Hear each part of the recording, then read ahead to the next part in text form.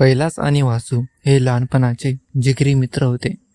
त्यांचे वय 22 ते 23 वर्षाच्या दरम्यान होते. ते दोघे शेजारच्या गावात JCB शिकायला जात होते आणि त्यांना तिथे कामाला जायला 10-15 दिवस होऊन गेले होते. दररोज ते सायकलने ये जा करायचे.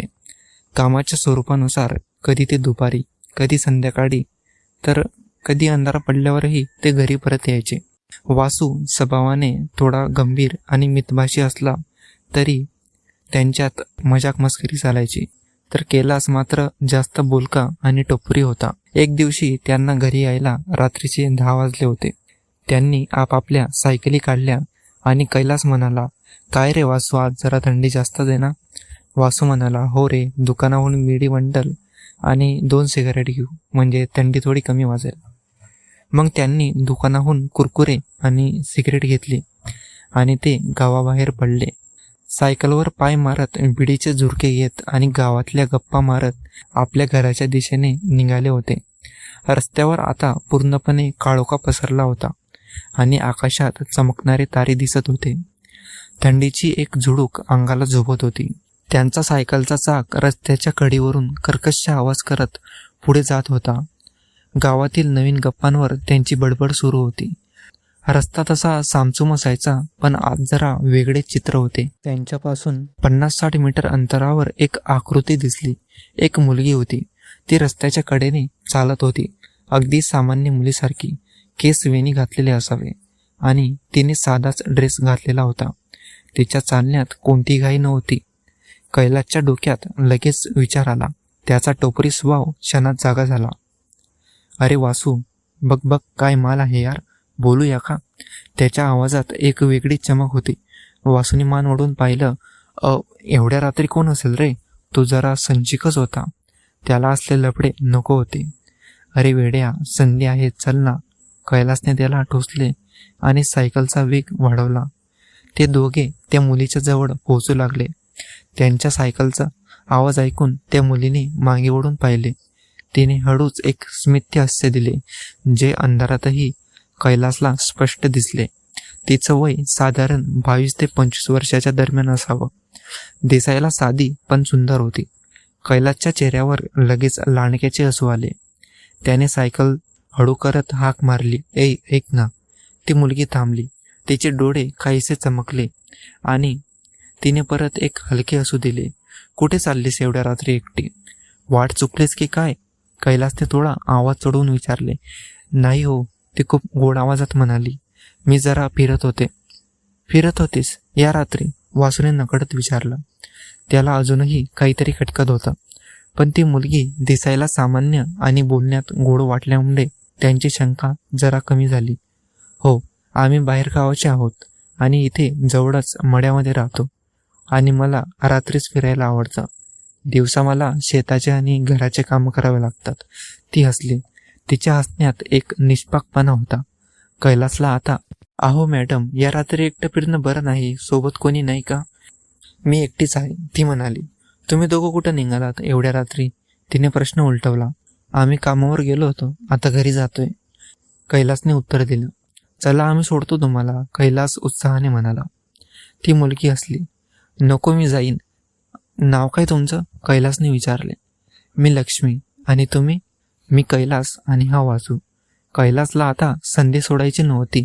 त्याच्या मनात आता लोंढियाबाजी करायचा विचार आला. "एवढ्या रात्री एकटे फिरताय, चला ना मग जरा बसूया," कैलासने जरा थीटपणे विचारलं. वासूने कैलासकडे रागाने पाहिले. "अरे वेड्या, काय बोलतोयस?" अशी त्याची नजर होती. त्या मुलीने कैलासच्या चेहऱ्याकडे पाहिले. तिच्या चेहऱ्याचे ते गूढ हसू तसेच होते. आता समजण्यासाठी काही बाकी नव्हते.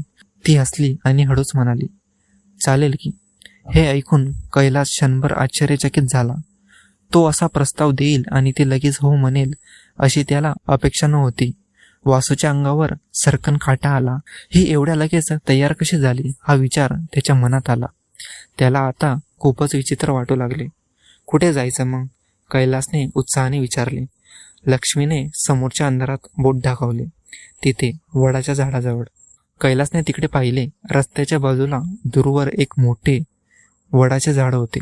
कैलासने वासूला कुणावले, "ए वासू, सायकल रस्त्यापासून दूर लपून दे. जर कोणी मोटरसायकलवाल्याने पाहिलं तर रिकामं डोक्याला ताण होईल. वासूने मान डोलवली.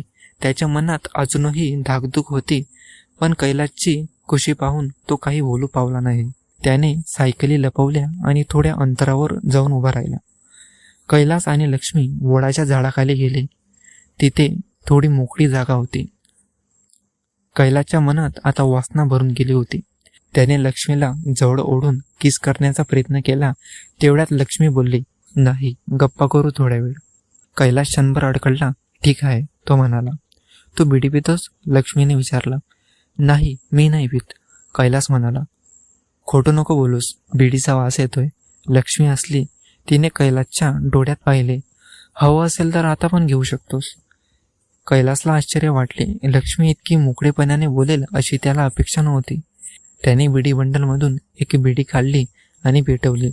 तो बिडीचा एक झुरका घेणार. तेवढ्यातच लक्ष्मीने त्याच्याकडे पाहिले आणि बंडलमधून चक्क 2 बिड्या काढल्या. एका क्षणात तिने त्या दोन्ही बिड्या पेटवल्या आणि ओठात धरून ठेवल्या. एकासोबत ती 2 बिड्या पिऊ लागली. ओ हो, अरे वा, तुला तर टसका पण नाही आला. सवय आहे का तुला? लक्ष्मीने बिडीचा मोठा खोल झुरका घेतला.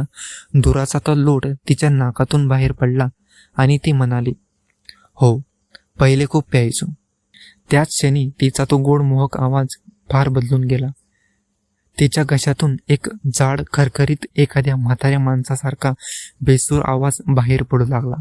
तो इतका अनपेक्षित होता की कैलासच्या अंगातून थंडीची लाट सरकून गेली. तो कसा तरी तिथून पळाला.